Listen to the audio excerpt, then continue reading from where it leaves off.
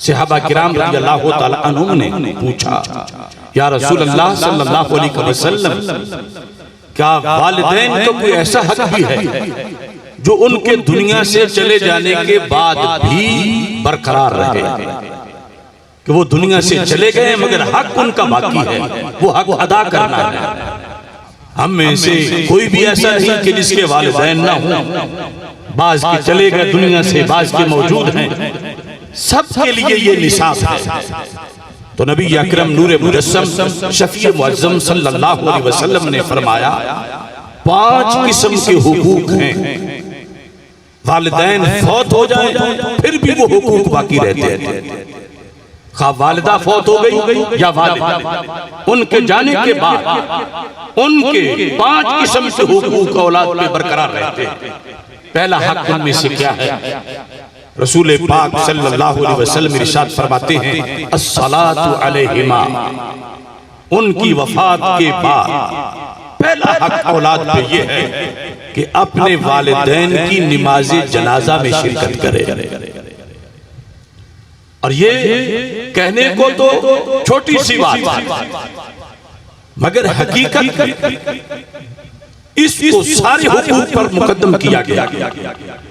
और आज जो जिन लोगों की औलादें यूरोप में हैं, वहां पर तो इल्ला माशाअल्लाह पता ही नहीं कि बाप फौत हो गया तो अब करना क्या है। ये सूरत हाल भी मुआशरे में बनती जा रही है कि कोई मेहमानों में मसरूफ रहे कि मैं ये कर रहा हूँ, वो कर रहा हूँ, और उधर जनाजा हो जाए तो उसने अपना बहुत बड़ा नुकसान किया। दूसरा, वल इस्तिग़फ़ारु लहुमा, जिंदगी भर अपने वालिदैन के गुनाहों की बख्शिश मांगते रहना। सिर्फ एक बार नहीं, 2 बार नहीं, जनाजा तो एक बार है, मगर इस्तिग़फ़ार बार बार है। सिर्फ सालाना खत्म नहीं, सिर्फ 10वां या 40वां नहीं, दिन में जब भी दुआ मांगे तो अपने वालिदैन के लिए भी जरूर मांगे। उनका हक है कि ये बार बार उनके लिए इस्तिग़फ़ार करे। इसके 2 फायदे होंगे, वालिदैन को जन्नत मिलेगी और इस फर्जंद को रब क़यामत के दिन फरमा बरदारों में शुमार फरमाएगा। नबी अकरम सल्लल्लाहु अलैहि वसल्लम ने तीसरा हक बताया, इकराम सदीक़िहिमा, कि उनके दोस्तों की उनके बाद भी इज्जत करना। इकराम सदीक़िहिमा, बाप के दोस्त, अम्मी की सहेलियां, उनका अदब व एहतराम ये शरीयत ने तुझ पे लाजिम किया है, और ये हक तुम्हारे वालिदैन का है। यानी इसकी अदायगी से राहत उन्हें कब्र में पहुंचेगी, अजर व सवाब तुम्हें मिलेगा, और रब्बुल अर्श खुश होगा। माहे मदीना सल्लल्लाहु अलैहि वसल्लम खुश होंगे कि मेरे हुक्म पर ये अपने वालिदैन के दोस्तों का अदब कर रहा है, एहतराम कर रहा है। चौथे नंबर पर इन्फाज़ु अहदिहिमा, जो किसी से वादा कर गए कोई चीज देने का, कोई प्लाट, पैसे, कोई रिश्ता का वादा, कोई किसी तरह का वादा, फरमाया ये शरीयत ने तुम पे लाजिम किया है कि तुमने अपने वालिदैन का वादा वफा करना है।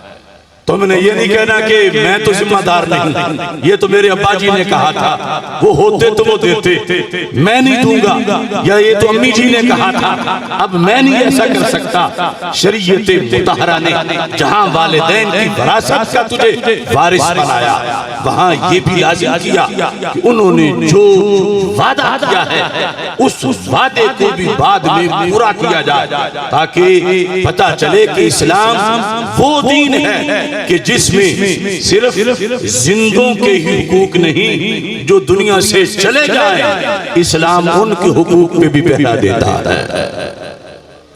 5वें नंबर पर हमारे आका सल्लल्लाहु अलैहि वसल्लम इरशाद फरमाते हैं, सिलतुर रहम अल्लती ला तुसलु इल्ला बिहिमा, कि जो रिश्तेदारी वालिद की वजह से थी, चच्चों से, फूफियों से, वो सारी रिश्तेदारी उसी तरह बरकरार रहे जैसे अब्बा जी के जिंदा होते हुए होती थी।